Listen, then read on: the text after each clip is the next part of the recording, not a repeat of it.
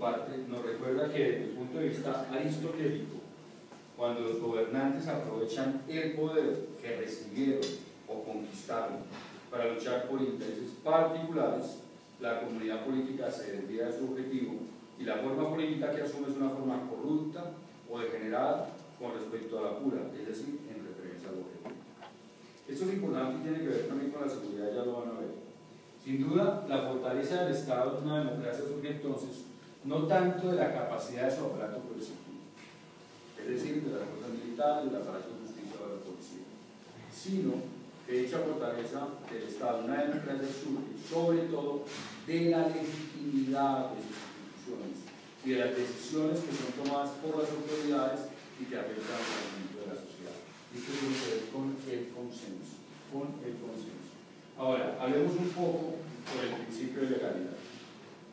El poder en el Estado moderno se regula a través del Estado de Derecho, mientras la legitimidad desde el final del siglo XVIII se apoya en la Constitución. Una decisión es legítima en la medida que haya sido adoptada conforme a la Constitución.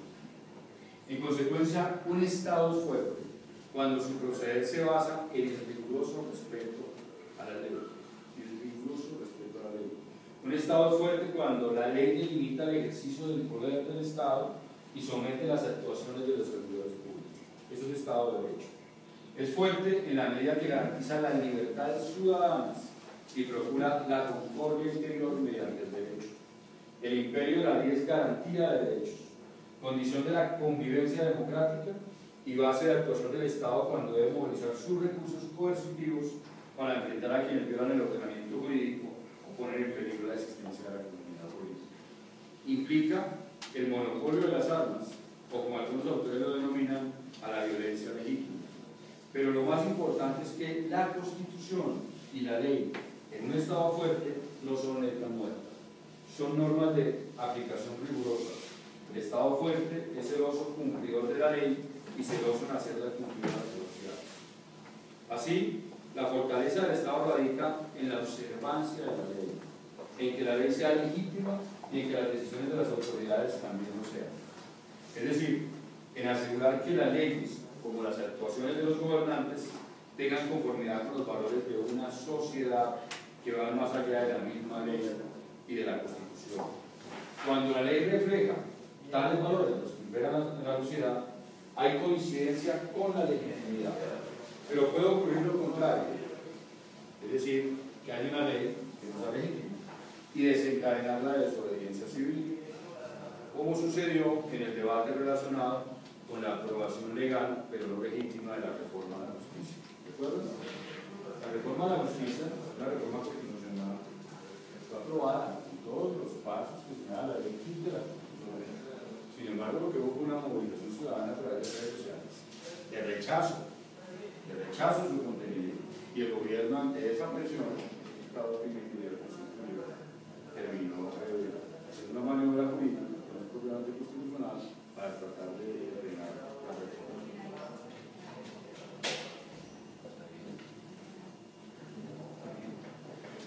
Pues era legal en la medida que ha cumplido todos los trámites, todos los pasos que señala la ley y la Constitución, pero no era legítima. Por eso, cuando tú hablas de eso, estás hablando de legitimidad, es decir, el contenido de la solución del tramposo. Lo que estás diciendo es, no estás viendo tú reflejada tu posición, y era la misma actitud de la mayoría de colombianos, en una reforma que tú consideras tramposa, que tú consideras negativa, que tú consideras que favorecen unos privilegios particulares, no precisamente el interés común. ¿Qué hago? En un Estado fuerte, muchachos, señores y señoras, en un Estado fuerte hay plena coincidencia entre ley y legitimidad, lo que produce estabilidad política y aceptación por parte de la comunidad. Ahora, todo eso que acabo de señalar, ¿qué relación guarda con el tema del terrorismo? ¿Qué relación guarda la fortaleza del Estado con la seguridad y la lucha contra el terrorismo? Para avanzar en este punto debemos precisar qué se entiende por terrorismo. Lo primero que quiero decir es que no hay una definición aceptada en el derecho internacional, pero a pesar de eso sí existen más de 16 instrumentos internacionales y varias resoluciones emitidas en el marco de la Organización de Naciones Unidas y organizaciones regionales que tratan el problema del terrorismo, tales como la Comisión Interamericana contra el Terrorismo y el Convenio Internacional para la Represión de Actos de Terrorismo Nuclear. Inclusive, a pesar que no hay una definición aceptada en el derecho internacional, sí existe una estrategia mundial de la ONU contra el terrorismo desde el año 2006. La dificultad para una definición aceptada por la comunidad internacional no impide que sea posible identificar cuándo un acto es terrorista y cuándo una organización practica el terrorismo, o cuándo un Estado hace del terror un instrumento de dominación. Mencionaré solo algunos de los rasgos característicos del terrorismo. 1. Se trata de actos premeditados y planeados. Premeditados y planeados. 2. Su objetivo inicial es generar miedo, difundir pánico, busca suscitar reacciones emocionales como ansiedad, incertidumbre o amedrentamiento. Ese es su objetivo inicial. El objetivo no es matar 5 personas, que mandan carbón, o 10 personas con carbón. Ese no es el objetivo, ese es un medio. El objetivo es el miedo, el terror, el pánico, la incertidumbre, el estado emocional que usted logra generar al cometer ese atentado terrorista, al detonar el carbón, al matar a 10 personas, al estrellar un avión contra las Torres Gemelas. Por tanto, es un arma de guerra psicológica con fines políticos. Y aquí quiero hacer una cosa.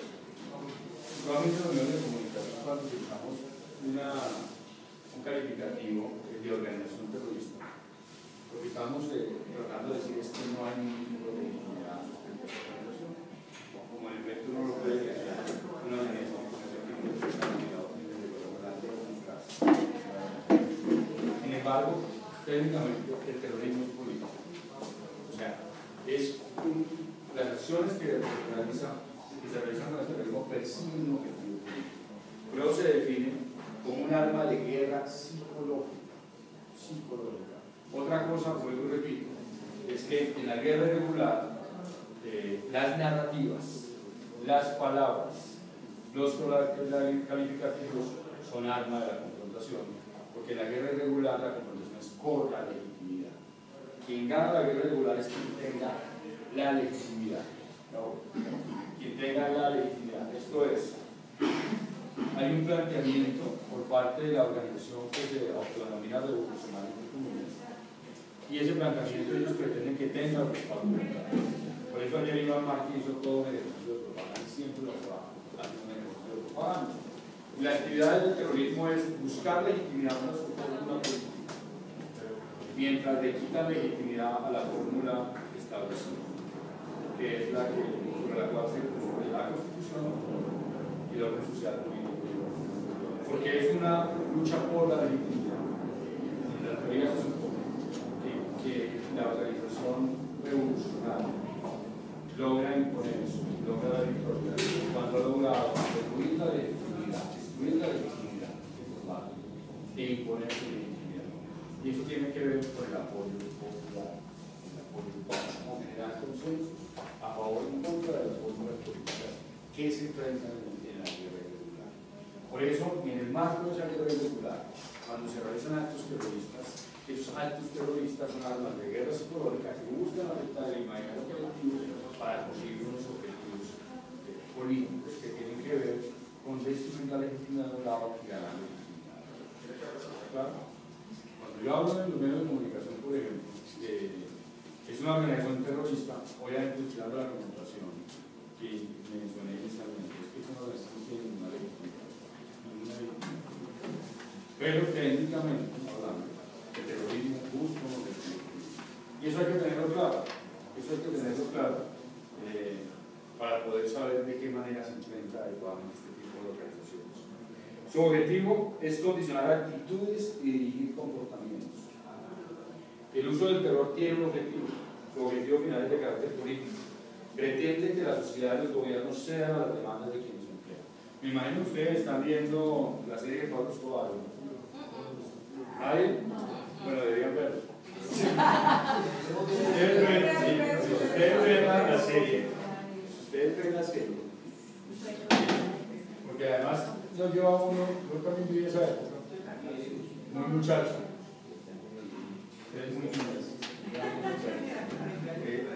Pablo Escobar dice, estamos en una guerra contra el Estado. Y en los razonamientos que hace este bandido, dice, es que vamos a conseguir que el Estado elimine la corrupción. Y vamos a colocar una serie de bombas y hay unos diálogos muy interesantes del análisis del terrorismo. Y lo que quiero es que las mamás sepan que no pueden llevar a sus hijos al colegio porque va a haber una bomba. Alguna vez gracias a sepa como que una reunión que uno de los atentados por ahí en los años 90, no se acuerda bien de la reunión, de debate, no me acuerdo la fecha exacta, cuando pusieron la bomba en la 93, que él llegó a la 93 como funcionario del gobierno. Llegó a la 93 como funcionario del gobierno. Pocos minutos después de que había estallado la bomba, mirá qué había pasado. Y que la gente lo siguió. Y le gritaba que negociaran con los miembros del Partido Negro. Porque el terrorismo, porque además el terrorismo busca precisamente condicionar las actitudes del gobierno y condicionar las actitudes de los ciudadanos. Porque además no son actos aislados, hacen parte de una estrategia. No es que yo puse una bomba hoy y ya, no. Eso hace parte de una estrategia. Y por tanto implica una serie de acciones terroristas debidos a Internet. Al-Qaeda, ETA, FARC, todos tienen el mismo razonamiento. El terrorismo busca apoyo en los ciudadanos, así parece absurdo. Desconcertar a la población y socavar la confianza en el Estado. El terror se emplea en el marco de una guerra irregular, pero también de una guerra convencional.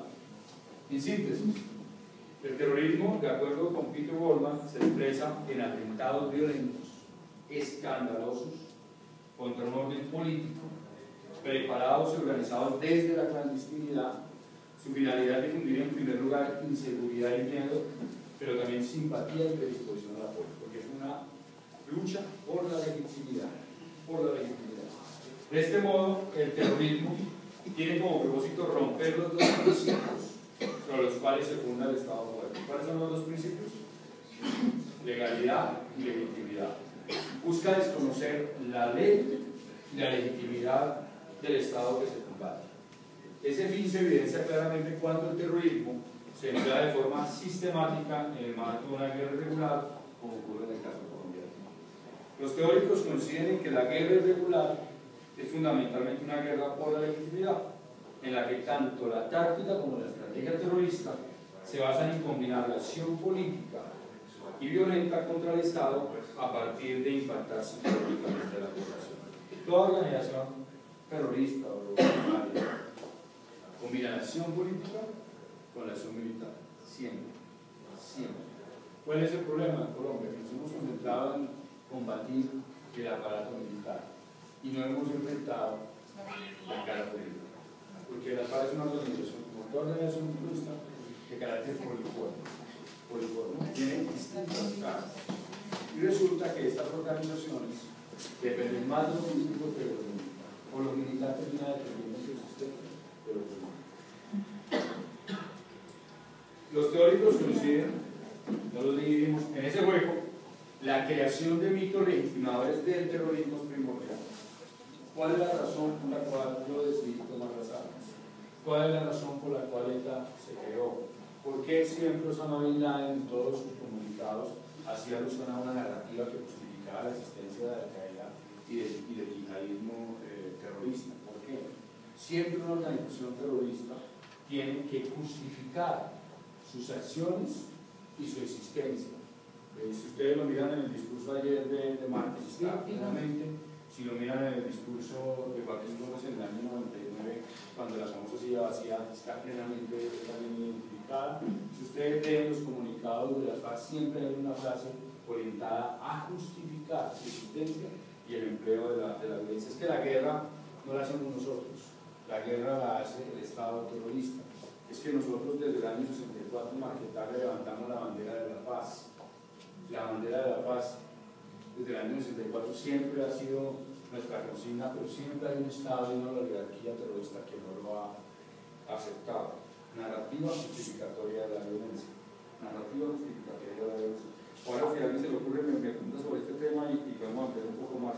Por eso es bien importante, sumamente importante en este tipo de situación. En ese juego la creación de mitos legitimadores del terrorismo es primordial, porque por lo que la movilización a favor de los terroristas o la neutralización de la respuesta del Estado es fundamental para quienes ejercen la violencia con propósitos políticos. Para los terroristas es indispensable desafiar al Estado para demostrar con su actividad que la aplicación de la ley tiene grietas o que su organización está por encima de la ley y la Constitución, a la vez que las obvian porque representan precisamente lo que quieren destruir, tanto legitimidad como legalidad. La habilidad del terrorismo llega a su punto máximo cuando es capaz de emplear el Estado de Derecho contra el Estado de Derecho mismo. En otras palabras, cuando utiliza las herramientas constitucionales y legales para apalancar su acción violenta y política contra la propia Constitución, por ejemplo, cuando utiliza las elecciones. De esta manera, el terrorismo requiere quebrar la legalidad, va a ser un Estado fuerte, delegitimar el Estado y legitimar su propuesta de nuevo orden para conseguir la realización de su objetivo político. Llamo la atención ante el hecho de que dicha victoria, la realización de su objetivo, no está supeditada a un triunfo militar, si se entiende por imponerse sobre la fuerza pública del Estado al que enfrenta. Cuando Timochenko dice que no hay rendición, hay que creerlo. Hay que creerlo. Hay que creerlo. Porque puede existir un acuerdo de paz, una hipótesis, yo no lo veo, pero una hipótesis. Puede existir, hipotéticamente, un acuerdo de paz que implique disolución de FARC como brazo armado, abandono de la violencia, de poner las armas, pero eso no significa de ningún modo que las FARC hayan abandonado su objetivo político y que desde su perspectiva marxista y leninista no continúen en guerra, porque ellos entienden la política como una lucha de clases, como una guerra permanente, así no se entienden las armas. Por el contrario, lo que hay dentro de FARC, si llegan a tomar la decisión de abandonar la violencia en algún momento y de pasar a la lucha política, es que habrán hecho un cálculo, como decía Sun Tzu, hay que examinar las condiciones de la guerra, de la lucha. Habrán hecho un cálculo, habrán hecho una evaluación que los lleva a la conclusión que para su objetivo político, que Colombia es imponer la revolución bolivariana, es más factible hoy, más rentable, dar ese paso que continuar en la acción violenta. De ahí que la hoja de ruta de las FARC, si se llegara hipotéticamente a un escenario de eso, está orientada, primero, a que el proceso de paz sirva como plataforma para lograr ese objetivo. El proceso es un escenario de organización, movilización, propaganda para legitimarse. Y dos, el mismo pacto de la paz al cual se llega tiene que servir para el objetivo de imponerse por la vía democrática con su proyecto revolucionario. Si el proceso no está diseñado para ese fin, no le sirve. Y si la paz que se va a acordar no es útil para ese fin, tampoco. Entonces no habrá paz. Eso hay que tenerlo claro. Voy a decir otra cosa sobre eso, pero bueno, ahora yo creo que lo podemos retomar. El terrorismo logra la victoria cuando consigue romper la legalidad y quebrar la legitimidad del Estado. Es la vía política, cabalgando sobre la violencia, la que le permite cumplir sus objetivos. Esto resalta que solo un Estado fuerte, descrito como se hizo al comienzo de esta disertación, es el único que puede enfrentar con éxito al terrorismo. Un Estado legítimo y basado en el Estado de Derecho. Eso implica disponer a la hora de garantizar la seguridad de los ciudadanos los siguientes componentes de un Estado fuerte. ¿Cuáles son? En materia de seguridad, como hacen lo que hemos dicho. Primero, una ciudadanía que sienta reflejados sus valores en las instituciones y decisiones que toman las autoridades en el Estado. Es decir, un Estado legítimo y una ciudadanía que respalde las instituciones democráticas. Esto posibilita contar con una sociedad unida en defensa de la Constitución y que respalda activamente al Estado en la lucha contra el terrorismo. Piensen en el 4 de febrero. Supone una sociedad que no legitima el empleo de la violencia y no la valida como medio de acción política. No hay crímenes altruistas. No hay un crimen de lesa humanidad que sea idealista, por más que lo quieran agrupar con banderas políticas. Esa es la posición desde la democracia. Implica una comunidad política en la que los ciudadanos rechazan activamente el terrorismo y no están dispuestos a hacer concesiones al mismo. Una sociedad en la que se sustenta la voluntad política del Estado en desarticular las amenazas terroristas. Una sociedad que reclama justicia, no acepta impunidad para los crímenes, ni compra la tesis que justifica la violencia, acudiendo a los argumentos de que los terroristas matan por altruismo. Hay que repetirlo 1000 veces. Ni IRA, ni ETA, ni tampoco Al-Qaeda, ni mucho menos las FARC cometen atrocidades por altruismo. Eso hay que decirlo. Eso es elemental. Eso es elemental, eso es horrible. Y ese punto de partida es lo que implica que frente a los terroristas se siga justicia rigurosa, mientras otros creen que sí se puede matar por altruismo, y por tanto quien mata por altruismo es diferente a cualquier otro homicida y por tanto debe tener un trato privilegiado, lo que dice el magistrado Carlos Gaviria. Finalmente, una sociedad que se convierte en un límite, en una barrera eficaz para impedir la tentación de debilidad que suele contener. Segundo, un conjunto de instituciones organizadas y dispuestas a mantener el imperio de la ley y a no aceptar que se controverta la Constitución ni el orden social, político y económico con medios extraconstitucionales que aborrecen la democracia. Esto comprende un gobierno que tenga claro que es aplicando la ley y no reconociendo legitimidad a los terroristas como se les consigue derrotar. Esa es la visión de la política central. Un ejecutivo que adopte una política de firmeza dirigida a doblegar la voluntad de los grupos terroristas de mantener la violencia, empleando todos los recursos del Estado de Derecho y no, por el contrario, adoptando una política de debilidad que parte de la base de que no es posible derrotar a los terroristas o de que hay que garantizarles impunidad para que hagan la paz. En fin, un gobierno que tenga clara su propia legitimidad y la del Estado que gobierna, así como que conceder tratos especiales a los terroristas, lo único que hace es auparlos a continuar los atentados y la violencia, al tiempo que los ayuda a cumplir su tarea de destronar la legalidad y de quebrar la legitimidad institucional. Pero no es solamente responsabilidad del gobierno, lo es también del aparato de justicia, los partidos y los organismos de control.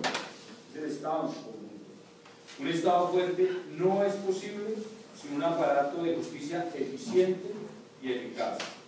La impunidad se convierte en el principal aliciente de los terroristas. Es el principal aliciente para continuar con la violencia. Cuando se viola la ley y no pasa nada, el mensaje que reciben los delincuentes es que se pueden violar una y otra vez el orden establecido sin esperar castigo.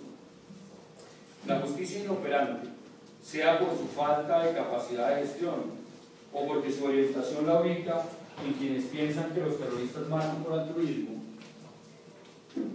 es el más grave problema que puede tener un Estado para derrotar el crimen.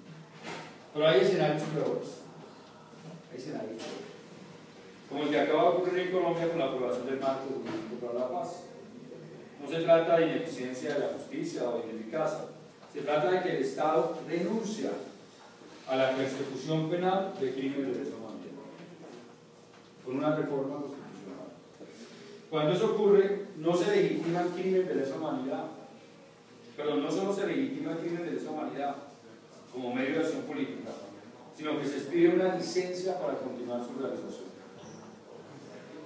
No exagero en decir que la máxima expresión nunca imaginada de una política de debilidad es reformar la Constitución para validar, al dar impunidad, el crimen atroz como medio para atacar la Constitución. Y mucho más si esto se hace en medio de la confrontación con los terroristas, cuando estos arrestan en sus acciones, cuando además rechazan marcos de impunidad porque se consideran el desarrollo de una guerra.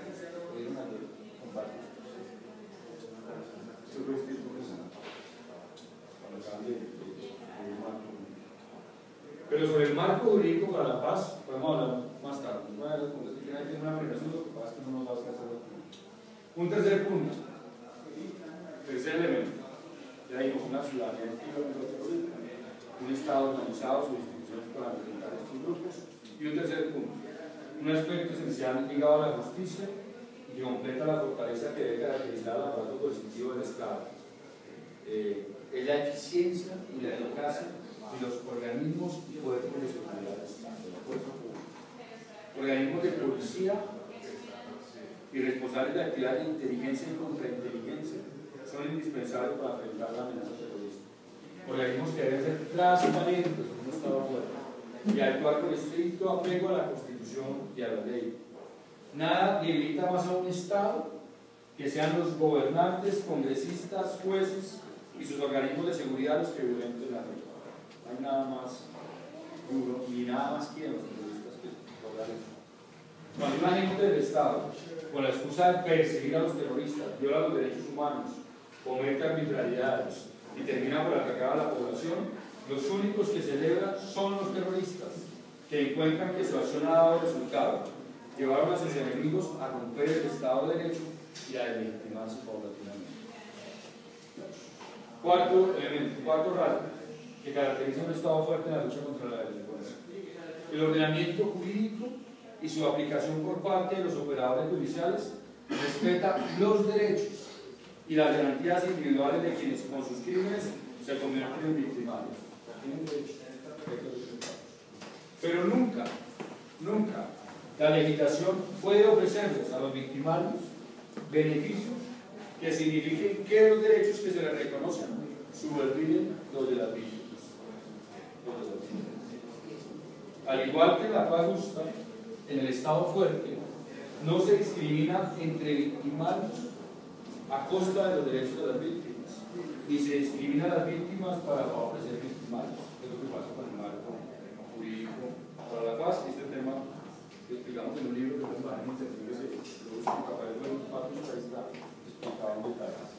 Las garantías a quienes arremeten contra la sociedad, a los terroristas, y los derechos de las personas no pueden ir al extremo de convertirse en una gavela que les permita la repetición de las atrocidades. Es el caso del asesino de esta señora Rosa C, ¿recuerdan ustedes? Habiendo cometido un crimen anterior, la justicia no actuó con la severidad que hubiera impedido que acabara posteriormente con la vida de esta mujer. Si hubiera actuado en su momento con severidad, probablemente no se hubiera presentado este caso. En un Estado fuerte nunca sería concebible que se revictimizaran a las víctimas para brindar impunidad a los victimarios. Jamás sería posible que se les desconociera la posibilidad de acudir a un tribunal, las víctimas, para que se les reparara y se atendiera a su derecho subjetivo a que se investigue, juzgue y condene a los victimarios, que es lo que pasa en el marco. Quinto elemento. Es muy importante tenerlo claro, sobre todo para los jóvenes que están formando, que están acá, para ejercer liderazgo político y conducir al país. Y esto es otra regla elemental, pero hay que repetirla porque siempre es olvida. Y ya vimos que la fortaleza del Estado está en la legitimidad y la legalidad, y que la legitimidad tiene que ver con la manera en que se ejerce el poder. Me refiero a que el interés general prima sobre el interés particular. En un Estado fuerte prevalece el interés de la comunidad política sobre las aspiraciones de los diferentes grupos y personas que la componen. Ese interés es señalado por los ciudadanos a través de los mecanismos democráticos establecidos para ese fin. En un Estado fuerte, la supremacía de los derechos individuales encuentra en el bien común, en el bien de todos, un límite que en todo caso no significará una restricción superior a la que permiten los instrumentos internacionales de protección de los derechos humanos y la propia Constitución. El interés general condiciona el ejercicio del gobierno, pero también la conducta de los ciudadanos. Debe ser el impulso de toda la actividad estatal a la que deben contribuir respetando su órbita de libertad los ciudadanos de los diferentes roles que cumplen en la sociedad.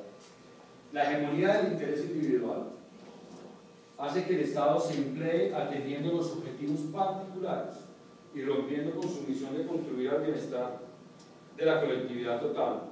En un Estado fuerte, Esto último es lo que importa, al tiempo que garantizar el pleno desarrollo de las capacidades y de las ambiciones de cada individuo. ¿Cuál ha sido la experiencia, por ejemplo, en España? En el combate a ETA han estado presentes los asuntos que acabo de mencionar, con altibajos, como por ejemplo que en el año 2012 firmó un pacto contra el terrorismo que terminó siendo roto por los socialistas con Rodríguez Zapatero en el 2006 a reabrir negociaciones con ETA, que ETA terminó cerrando por un carro bomba en el aeropuerto de Barajas. ¿Cuáles fueron los elementos, en todo caso, que han sido exitosos para llevar a ETA al estado de México? Una sociedad unida contra el terrorismo, 4 de febrero.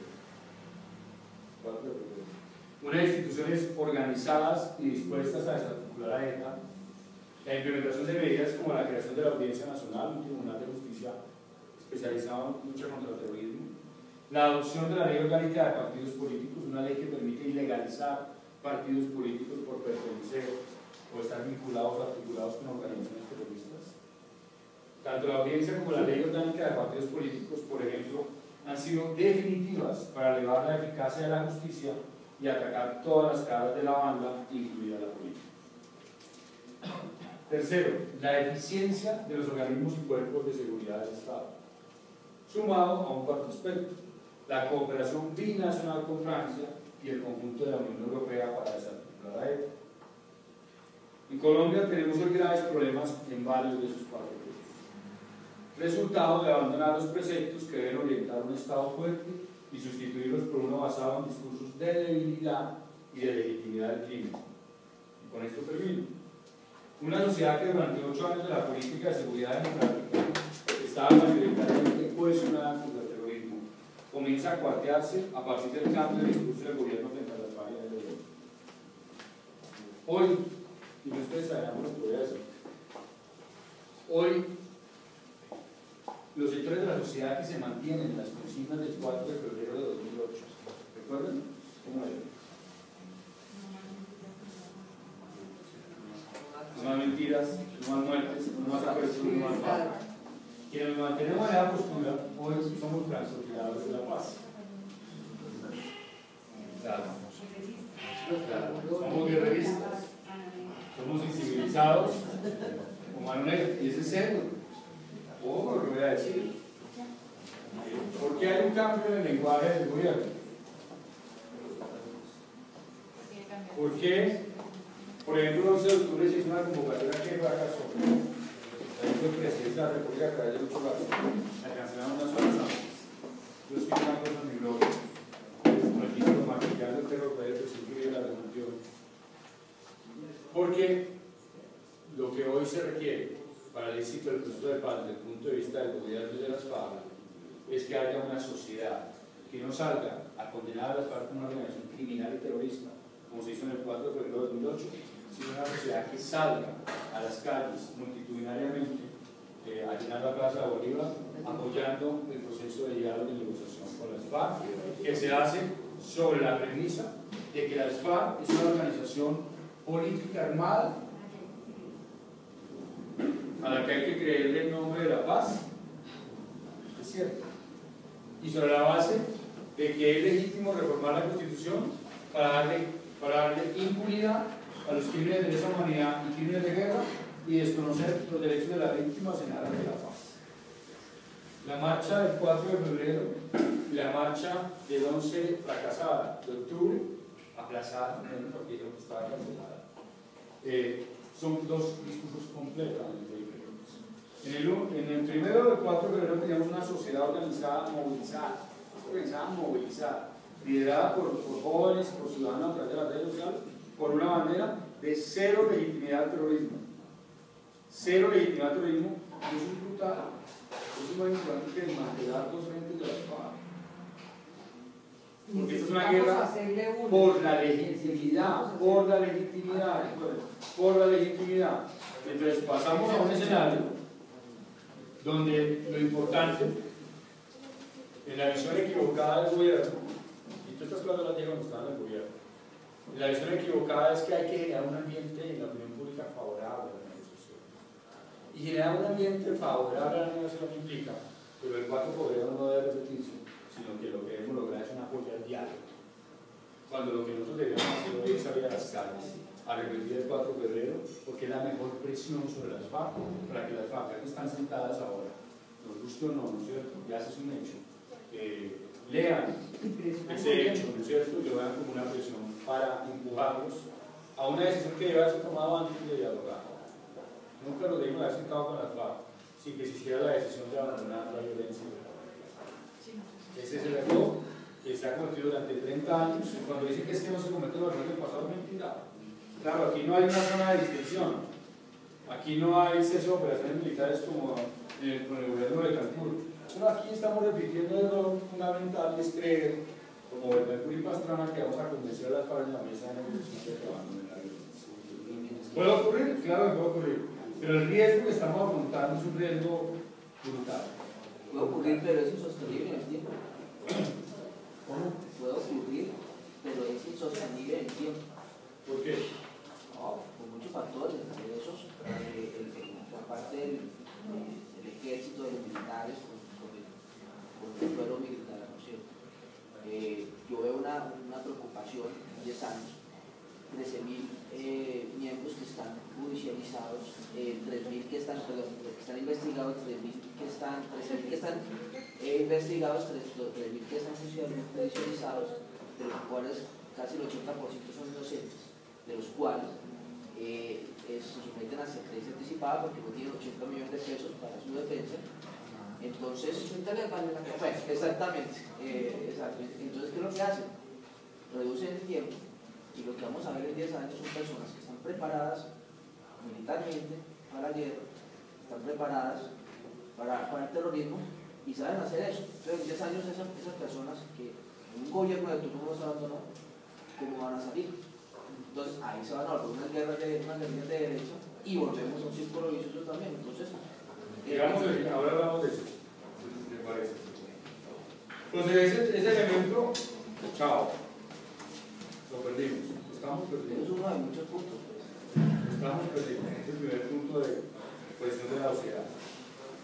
Un gobierno que no reconocía justas causas para el empleo de la violencia y desconocía cualquier legitimidad a los terroristas, da paso a otro que retoma los viejos discursos de las causas objetivas de la violencia y que además reforma la Constitución para establecer las bases de impunidad para los crímenes de lesa humanidad pasados, presentes y futuros. Si el llamado conflicto armado interno termina en 15 años, mediante un acuerdo, los crímenes que se cometan luego de 15 años están cumplidos por el marco público.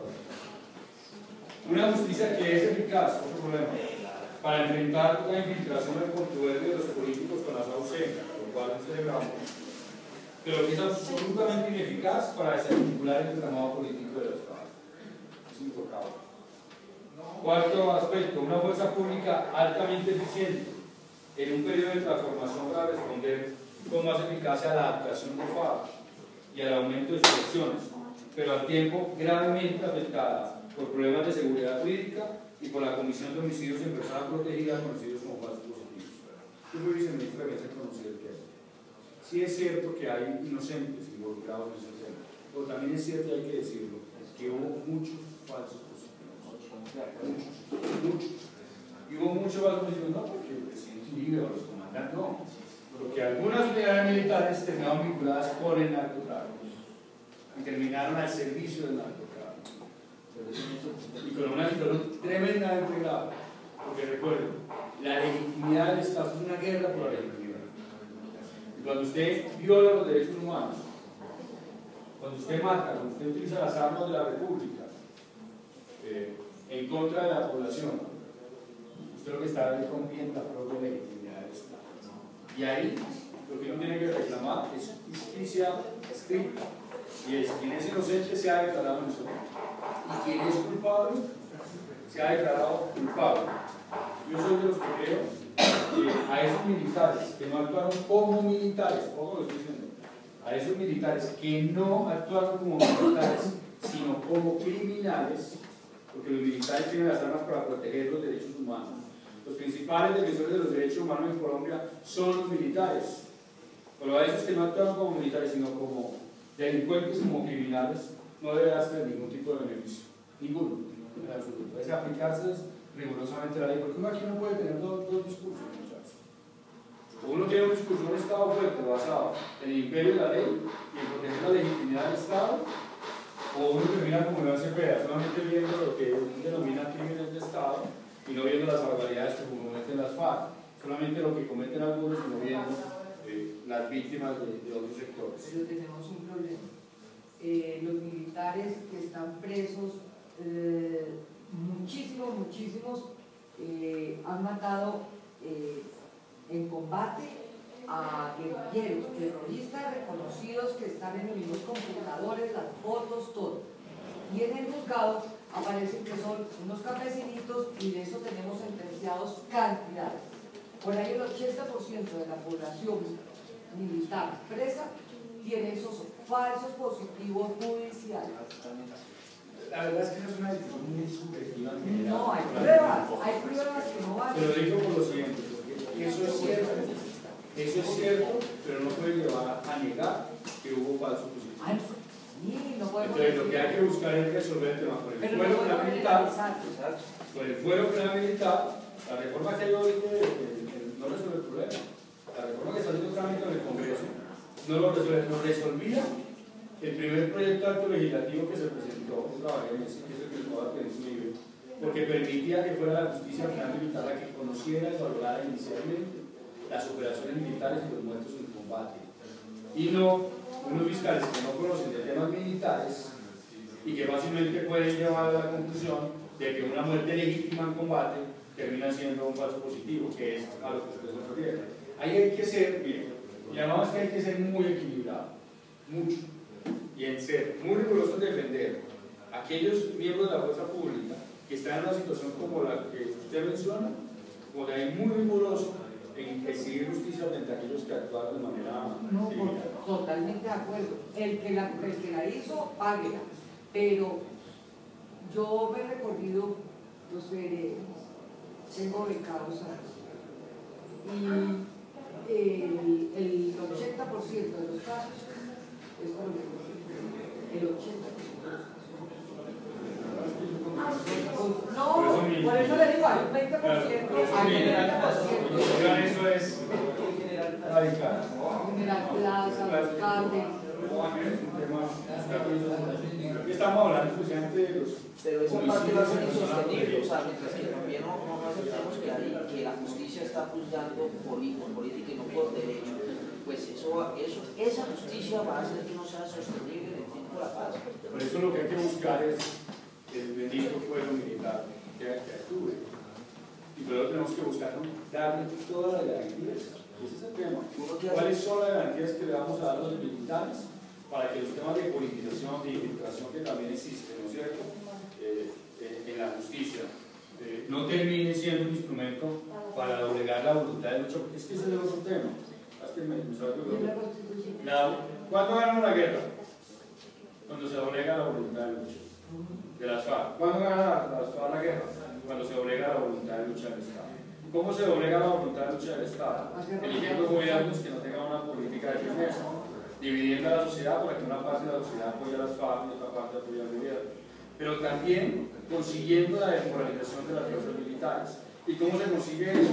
Por la vía judicial. Por la vía judicial. Eso es una tarea del pueblo de San Pablo.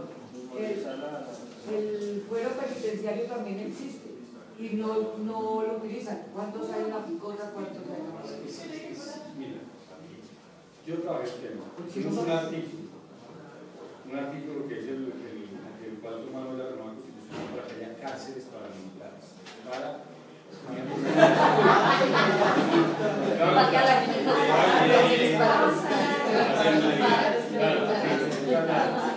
Le voy a contar. ¿Sabe cómo funciona la cárcel de Tolemayo? Como centro carcelario. Vale, el ejército hizo muy inteligentemente, hace unos 4 años, una resolución del INPEC, un acto administrativo, reconociendo a Tolemayo, allá al centro de resolución, como un centro penal y penitenciario. Es una resolución. Porque lo que dice la norma es que tendrán centro de reclusiones especiales o estarán en las unidades militares mientras son investigados. Pero una vez condenados, pagarán en pabellones especiales y separados. Que pagarán la condena en pabellones separados significa, en cárceles ordinarias, pero separados del resto. ¿Qué fue lo que nosotros propusimos? ¿Qué es lo que estaba hablando? Que no, deben haber cárceles especialidad solamente para los miembros de la fuerza pública, ¿sí? Que tengan el mismo régimen del infecto, que no va a dar ningún tipo de diferencia en eso, pero que sea solamente para los miembros de la fuerza pública. Eso es lo que va a quedar ahí. Entonces, ¿por qué hago la prohibición? Porque el fuero existe, pero está limitado, penitenciario. Y hoy, con la reforma, va a quedar ampliado para que haya cárceles exclusivamente para miembros de la fuerza pública. Por ejemplo, Tolemaida es un sitio especial separado. Tolemaida hoy es un centro penitenciario como la novela. Si esa fue lo que hizo la jefe, el ejército con el efecto, estuvo muy bien. Entonces, hoy un juez puede decir, no, es que fue condenado, que no se vaya para un pabellón especial separado en la picota o en la modelo, sino vaya a separar Tolemaida. El problema es que Tolemaida ya tiene sobrecupos, ya se mismo. En 2 minutos y medio. Que sería comienza a las 7 meses. Lo que te quiero decir es que nos adecuamos a la norma de conseguir la resolución del impuesto. Pero mañana, una de estas ONGs demanda ese acto administrativo que puede ocurrir, eso se cae. ¿Cómo es tu nombre? Alicia. Eso se cae y a esos señores los que vienen mandando la picota a la modelo. Por eso nosotros propusimos en el primer proyecto de código penitenciario que se cayó, que lo retomó el ministro, que hizo muy bien, que se creen cárceles para miembros de la fuerza pública. Como la que hicieron en los planos, los tiene de seguridad, los tiene la guerrilla. La cárcel que hicieron en Guadalajara, y segundo, los planos los tiene la guerrilla. Y se lo comento una vez. Tema Tolemaida, que usted le debe inquietar. Cabañas de Tolemaida. Y yo fui allá en la comisión. Yo las vi selladas. Completamente irregulares. ¿Pero por qué? ¿Por qué? Por culpa, digámoslo con claridad, de los ministros de defensa anteriores y de las mismas fuerzas militares que no le dieron prioridad a establecer un centro penitenciario con condiciones de bienestar para los militares. Cuando se dijo, tienen que sellarse, demolerse las cabañas, se dijo en ese mismo documento que tenían que construir cabañas y centros de recreación en Tolemaida, porque además, cuando fuimos con el general Ricaurte del INPE, el general Ricaurte nos dijo una cosa que a mí me sorprendió, diferente a lo que dicen en la opinión pública. El estándar de bienestar de Tolemaida es de un 50% comparado con el estándar de todas las demás cárceles ordinarias. ¿Cómo es posible que nuestros militares, ¿no es cierto?, estén en condiciones de 50% inferiores en las demás cárceles? Y la instrucción que se dio, Alicia, es que tenían que construir unas cabañas. Y en el tema de los proyectos productivos que se quedan allá, en el tema de los proyectos productivos lo van a contar. Eso no se habla de la opinión pública. Pero eran proyectos productivos que facturaban más de 30 millones de mensuales. Oiga, un momentito. ¿Y qué no? Es que no, Alicia, ¿y qué no? Es que tienen que ajustarse a la ley, porque uno no puede tener doble discursos. ¿Se aplica o no se aplica la ley? Ahí lo que se dijo es regularícenlos, háganlos conforme al código penal penitenciario. Un sueldo mínimo para que no puedan sostener la familia. No, no es un tema de sueldo mínimo, es un tema de que una cárcel tiene que funcionar conforme a la ley. ¿Por qué? Además lo hacen ¿por qué?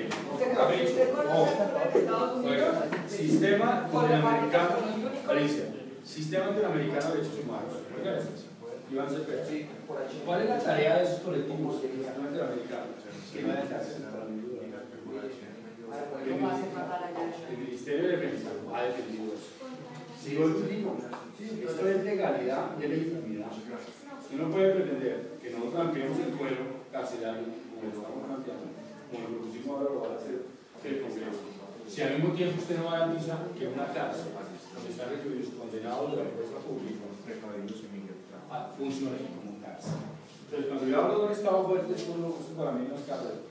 Es para mí en serio. No puede, sí, pero tiene que funcionar como cárcel y no funcionaba como cárcel. Mire, no había asesor político, no había desorden, no había sistema de bienestar, no había ni siquiera. Pero eso no tiene la culpa de los militares. No, de acuerdo. Los militares no tienen la culpa de los que pagaron. No, Venga, hablemos de las cabañas. Las cabañas eran para la familia, para las visitas. Yo tengo pelea con él. Yo tengo pelea con él, me quiere bloquear. Alicia, hágale el mensaje de bloqueo, dígame, Las cabañas.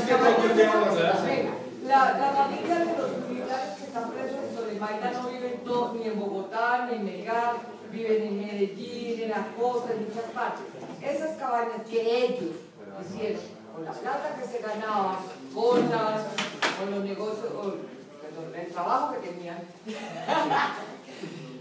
Esas cabañas eran para su familia, llegaban las tenían arregladitas, organizaditas, con sus salitas, con sus cositas, para cuando la familia viniera, el día pasar con ellos, la pasaran en las cabañas. Usted se iba a sentar aquí solazo de Tolemaida con una... Mire, usted más sencillo. Usted, si quiere hacer eso, tiene que hacerlo con los dos. Usted tiene razón en la consideración humana que acaba de señalar Carolina. Usted tiene toda la razón. Pero es que aquí no basta con tener la razón, sino hay que aplicar la ley. Yo en eso soy obsesivo. Por eso allá se construyeron habían 10 habitaciones inicialmente sin televisor.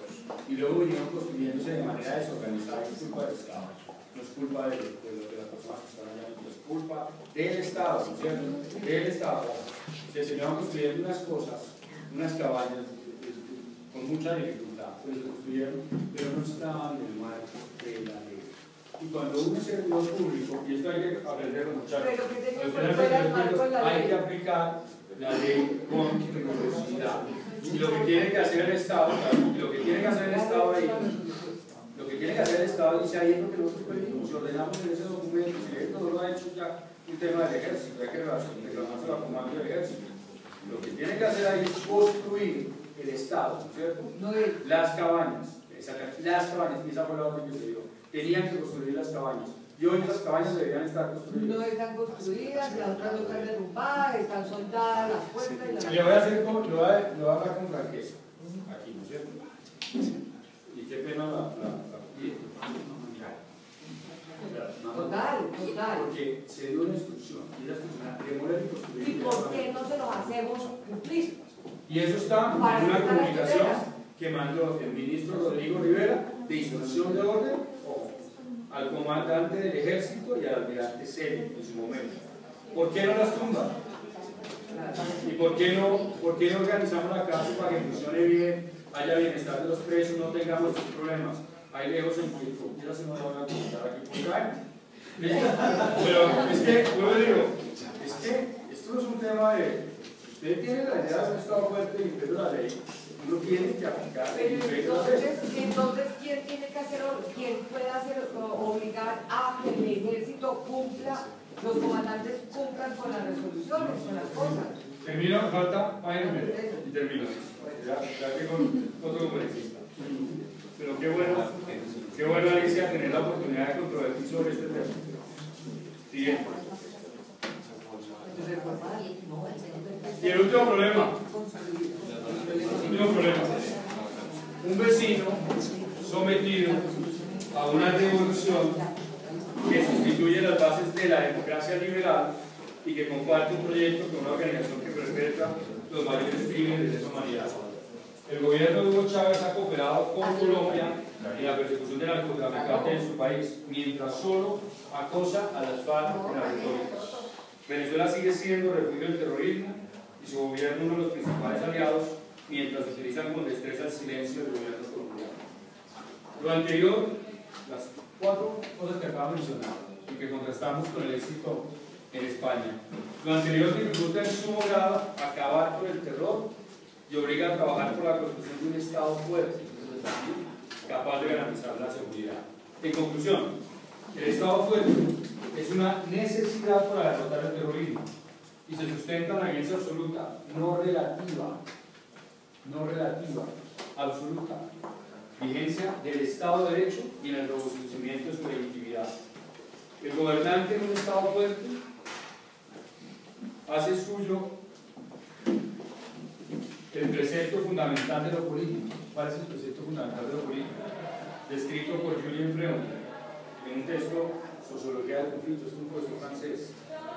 El precepto fundamental del político es: el político debe saber prevenir lo peor y tener la capacidad de impedir lo peor. Como señala acertadamente este pensador francés, lo peor de los políticos,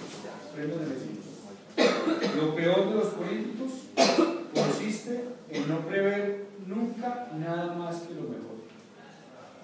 Por ejemplo, la paz ideal o la igualdad perfecta, y actuar en consecuencia. Pues entonces el político corre el riesgo de ser rápidamente arrastrado hacia complicaciones que ha descartado ciegamente. Piensen en eso, si no les suena razón. Lo contrario al Estado fuerte es la política de debilidad. En Colombia la conocemos suficientemente desde 1982. La política de la debilidad solo ha servido a los terroristas para crecer. Ya termino. FARC, les doy este ejemplo, antes de estas cifras. 1982, 1.300 individuos. 1986, 3.000 individuos. 1990, aprovechando el proceso de paz, 8.200 individuos, aumentaron 550%. La política de debilidad agrava la violencia. Únicamente un Estado fuerte nos conducirá a una paz que respete los derechos de las víctimas, garantice que no se repitan los crímenes y no permita la impunidad. La política de la debilidad solo ha servido a los terroristas para crecer, aumentar su influencia, ganar legitimidad, debilitar al Estado, dividir a la sociedad, erosionar el Estado de Derecho y la democracia en Colombia. Finalmente, los gobiernos pueden equivocarse, pero también corregir el camino. Depende de nosotros, los ciudadanos, hacer que los gobiernos corrijan y no claudiquen ante el crimen y el terrorismo. Pero no calladitos sentados los ciudadanos. Por eso, depende de los ciudadanos de salir a la calle. Salir a la calle. Ah, sí. Pregunta de mucha gente.